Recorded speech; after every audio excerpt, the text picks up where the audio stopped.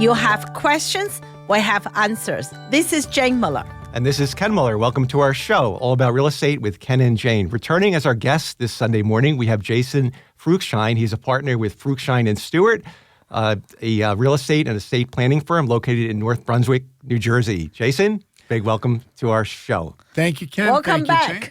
Yes, welcome back. Thanks for coming back on this. It's great to be here. I had such a good time the first time. I said, let's do it again. Yeah, That's we right. know that death and taxes are unavoidable. So we're going to talk about what we can do with estate planning and how estate planning can be beneficial with real estate transactions. Okay. So to start with, just give us a overview of your firm, what you do, and what your wife does. Of course. So the firm is Fruhschein and Steward. We're located in North Brunswick.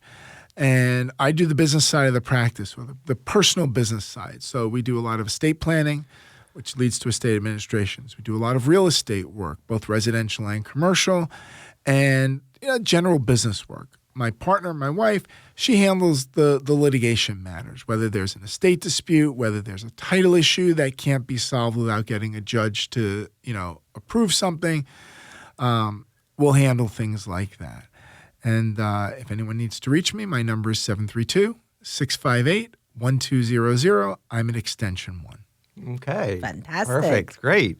All right. So we spoke last week about estate sales and about how most parties either have a trust, a will, or on some occasions the person dies intestate, and then the state determines the asset distribution. But we left off with determining who has the authority, and we spoke about executors and co-executors and some of the challenges that are faced with whether you're dealing with multiple parties, multiple heirs.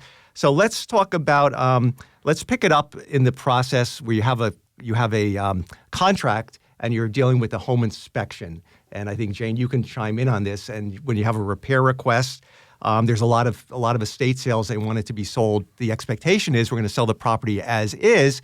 But in some cases, when you're dealing with certain types of home inspection issues, there is no such thing as truly as is, because you may have structural issues, you may have mold issues. You had one sale recently. We had structural issues. You had a swimming pool that hadn't been used in 20 years.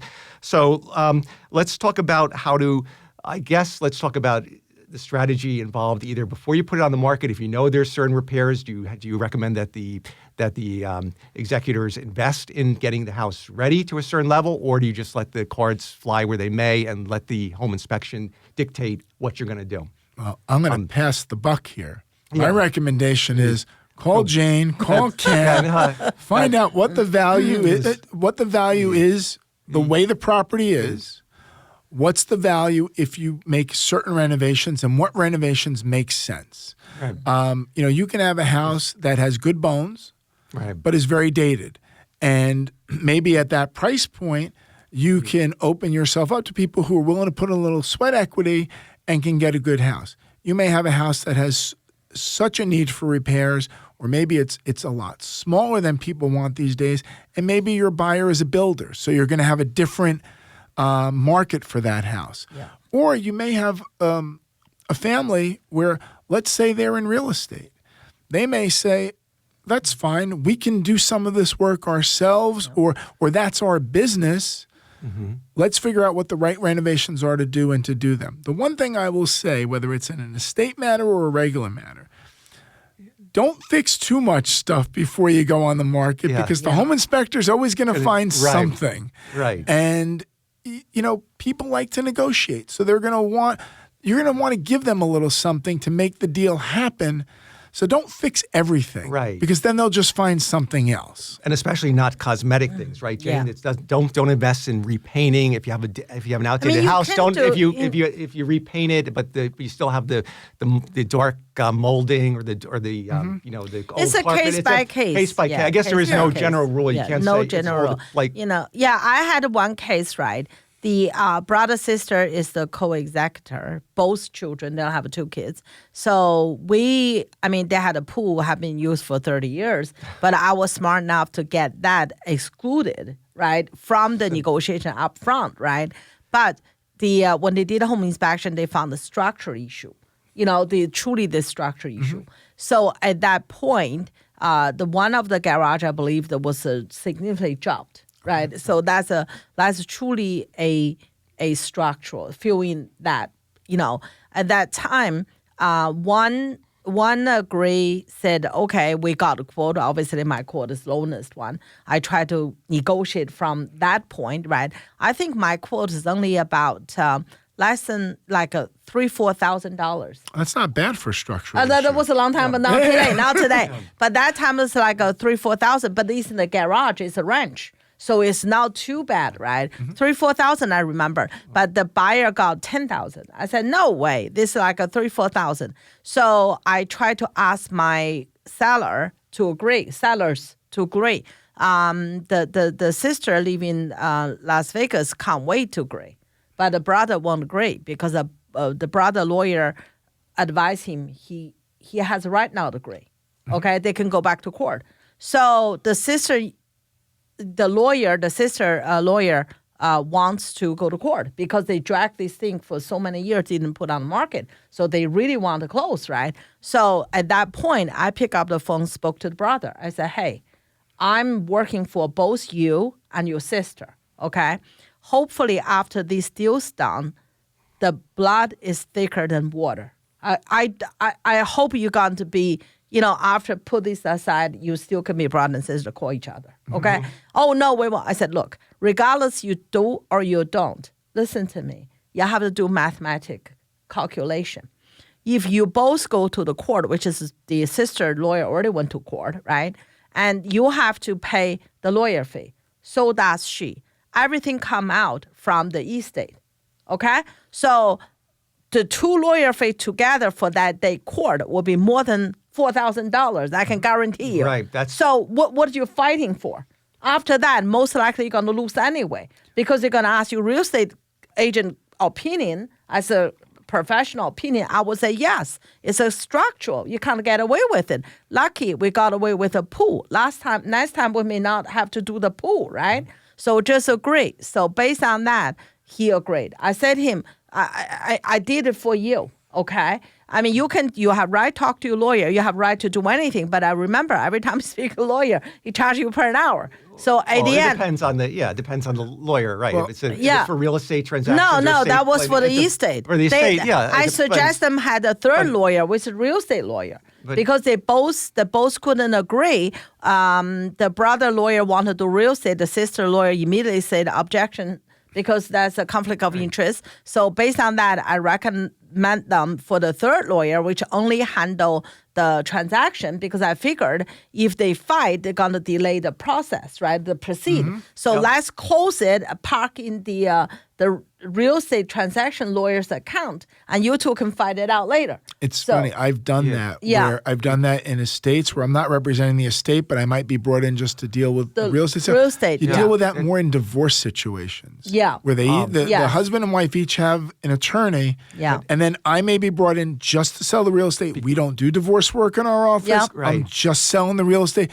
So I'm not taking either one's side. I'm just getting the transaction done.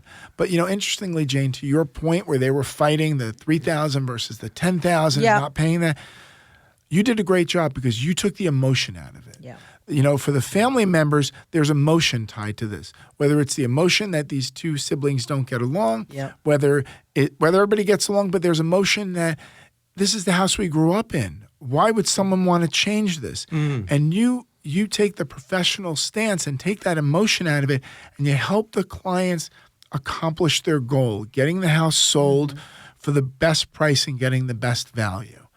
Now, one of the things we do when we do a sale of an estate property is in the attorney review process where we're negotiating some of the terms of the deal, not the business terms like the sale price, but just how the deal will flow. Yeah.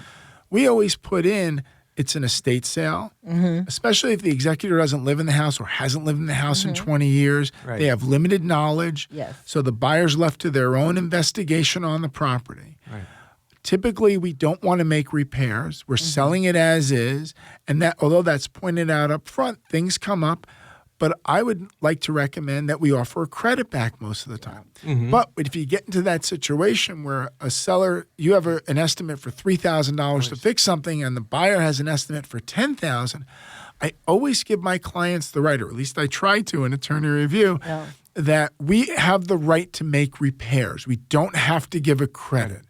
And as long as you're using a licensed contractor and it's done in a good and workmanlike manner, you don't have to do that deal because, you always talk about who knows who. So the buyer, well, their brother-in-law is a contractor, and all of a sudden there's a $10,000 estimate for something that's going to cost $5,000. Exactly. Yeah. So in good faith, you have to have it. It happened again and again. So But- recently I had a deal that was nothing to do with estate. The couple was healthy and happy. We sold a house. The buyer gave us the estimate. I read it. I said, where the hell they get it from, right? First of all, they blamed the township damaged the sewer, which is not true. And I called the township. They called township. Township came. There was nothing wrong. And then they gave us such a big bill. I said, at the end, the seller said, I'm not going to sell to you. I want to cancel. Okay? And then the buyer said, the buyer lawyer said, you can't cancel. We want to buy, otherwise we'll sue you. So at the end, the seller had to sell the property to the buyer because, otherwise, they have a legal problem because the buyer at the end gave up what they demand because they know the seller not going to agree, plus the manufacturer, the fact. But the seller if the seller could get out, trust me, they would. Yeah. But I think with estate planning, it's very important that the attorney work very closely with the realtor. Like if there's certain defects, you want to communicate those. I mean, the realtor may write it in the pre-printed contract. The pool is as is. The garage door is not working. The dishwasher and dryer. But it's very important that whatever you disclose those defects and the attorney drafts it, it makes everybody's life easier if you know it. Of course, you're not going to know if there's mold. You may or may not know, but certain things that whatever you know. I think you have to work very closely, put up front. Especially estate so that'll brace the buyer and the buyer attorney, to know that, hey guys, that's off limits. Well, one of the first things I do when a contract comes into our office is I'm going to call the realtor. Yeah. And I'm going to say, what do I need to know about this deal? Yep. Because I get a contract, well, you two have been negotiating that contract for 2 weeks maybe up to that point. Yeah, and you need to get there, and I don't know the history. Right. So I talk to the realtor, I get the history, I know what's going on. Now I can advise the client. I think I said it before. It's a team effort. Yeah. We all have our roles, but we're all working together to accomplish the goal. And communication on an estate between the family is important. Well, communication between the professionals is important too. That's right. Exactly. Absolutely. Well said. All right, we're going to take a quick break. We'll be right back after these messages. Stay with us. Okay, welcome back to our show. We're joined today by Jason Fruhschein. He's a partner with Fruhschein and Steward, located in North Brunswick, New Jersey. Jason, please give your contact information once again. Thank you, Ken. It's Jason Fruhschein Steward in North Brunswick, and the phone number is 732-658-1200. I am at extension 1. Thank you.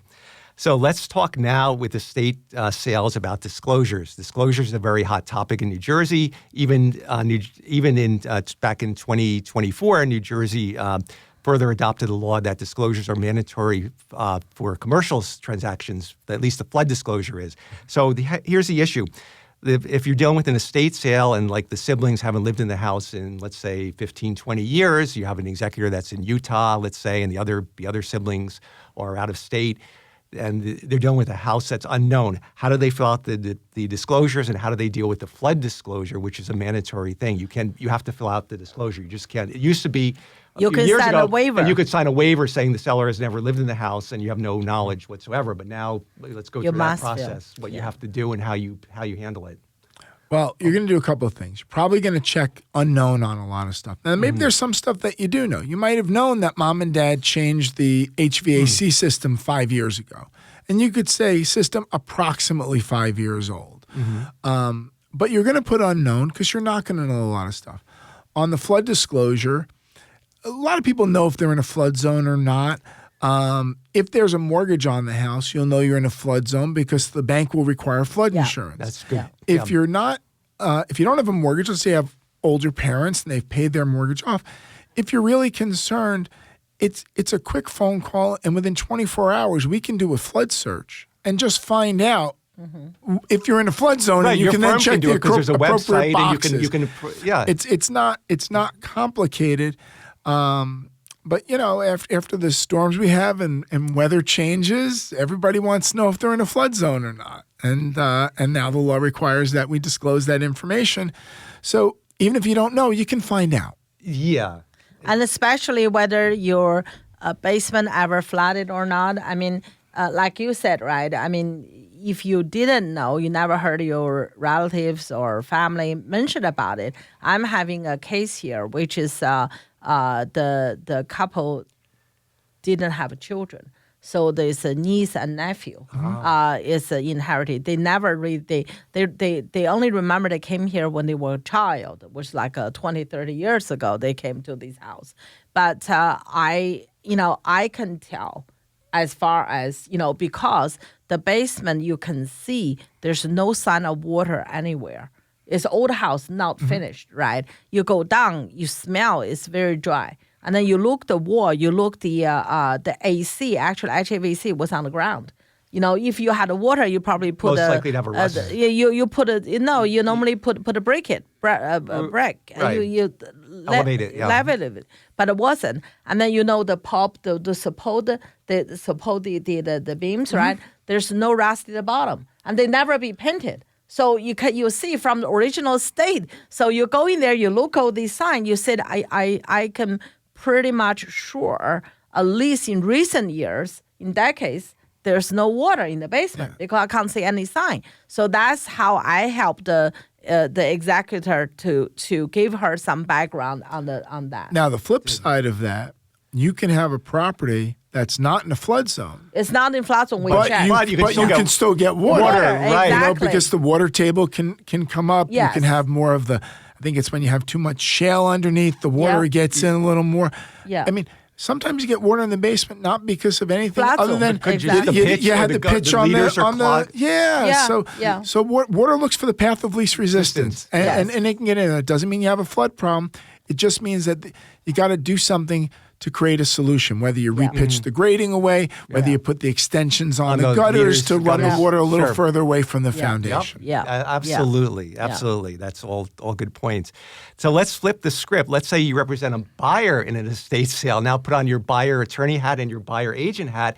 And what are some of the considerations and advice you give to your buyer clients? Because the perception of an estate sale is as is, the house is neglected, which may not always be the case. It could be a very well-maintained home, but there is a perception that if you're getting an estate sale, it means I'm going to get a bargain on it because things need to be done. It needs a new roof, it needs new gutters, it needs maybe all updating. The kitchen might be 30, 40 years old, but that could be the case or it may not be. But if you represent the buyer, how does your mindset change now? I always suggest to a buyer in an estate sale or even not an estate sale, get a good home inspection. Yes. Yeah. And be present at the home inspection. Don't play on your phone while the inspector's going through the house.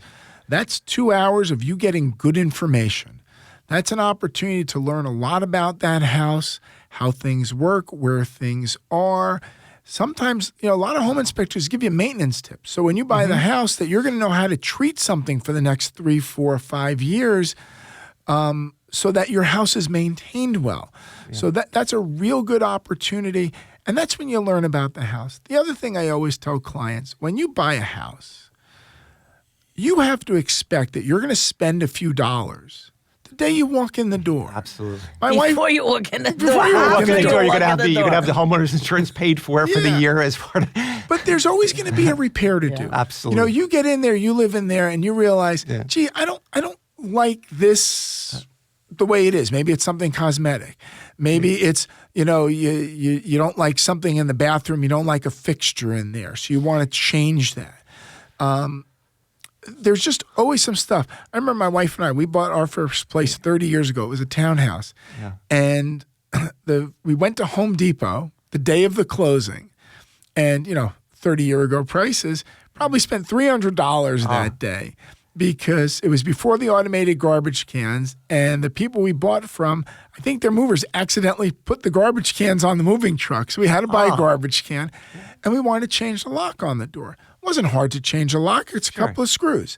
So we went to Home Depot to buy a new lock for the front door, but now I'm buying another 12 doorknobs so they all match in the house. Yeah. You have projects. That doesn't mean that there's anything wrong with the house.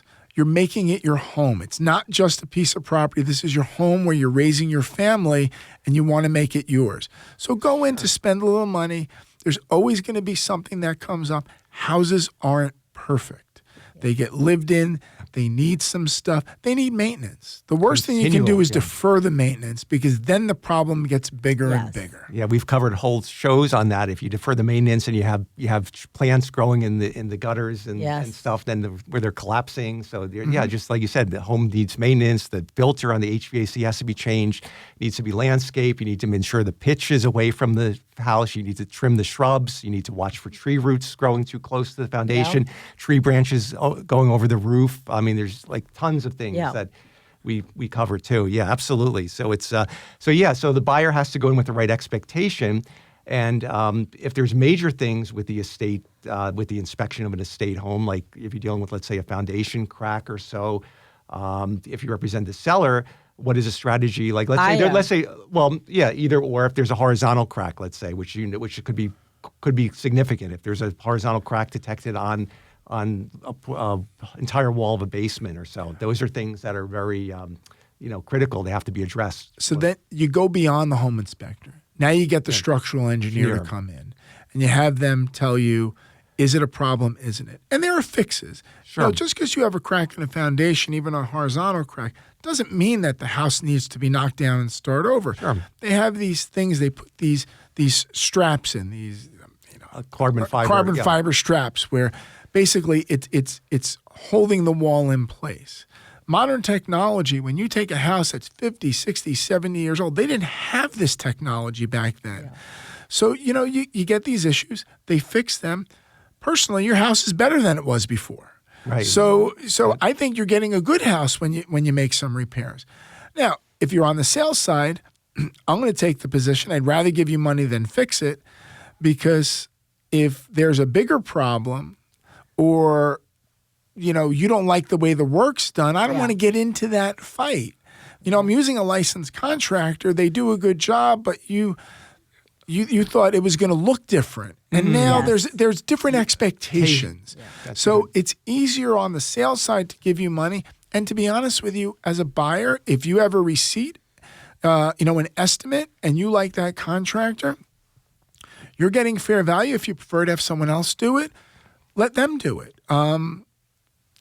I think credits are better when you can use them, because as a buyer, you can also control who does the work. Yes. Because if I'm buying a house, I'm concerned, well, did they just get the least expensive contractor, but this person doesn't do as good of a job? Yes. And this is going to be my house for the next 20 years. And then there are going to be complications that could arise at the walkthrough, where they say, I don't like the way they did that. It's not up to the way I expected it. The expectation isn't there. So credit is a much cleaner, smoother way to go for the seller side, and also for the buyer, because they have the flexibility, like Jason said, to use whoever they want to as a contractor.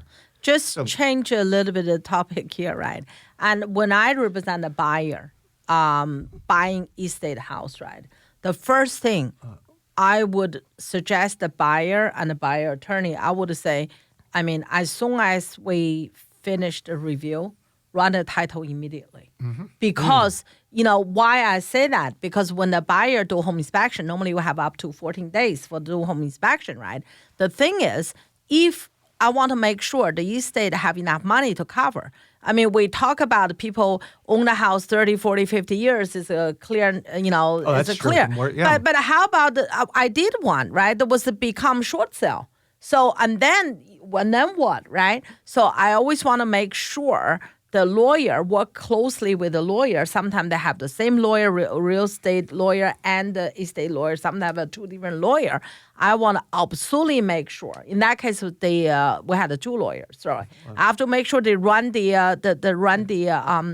title to make sure. That's great advice. Or maybe there's two mortgages, and one of them was actually paid off maybe 20 years ago, but like what happens so many times, the mortgage was never discharged as a matter of record. But that's a good problem to have. No, but it's a complicated, but it can be a complicated problem, because 20 years ago, the mortgage was by ABC company that went to Bank of America, they sold it, and then you have to try to track down. That could be smiling right now. And that's why attorneys have to charge. They can't charge a fixed fee a lot of times, because it's quite time consuming. What's interesting is 9 o'clock this morning, I reviewed a title report. That was the exact issue. Oh my God. I have a 33-year-old mortgage in there, which I know is paid off, but it's not 36 years old, so I can't just write it off. Yeah. So I got to deal with that. So we're going to try and see if maybe they have the paperwork.